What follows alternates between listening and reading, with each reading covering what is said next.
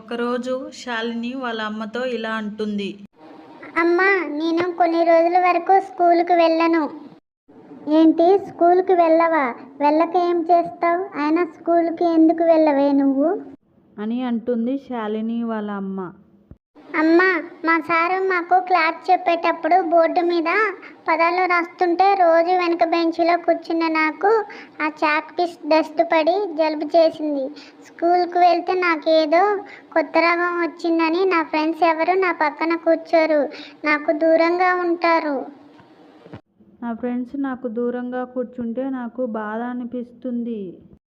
ఏంటి తల్లి, బోర్డు మీద రాసిన చాక్ పీస్ డస్ట్ చెరుపున మీ సారు దగ్గరికి రాకుండా, నీకంటే ముందు కూర్చున్న వారి దగ్గరికి రాకుండా వెనక బెంచ్లో కూర్చున్న నీ దగ్గరకు వస్తుందా?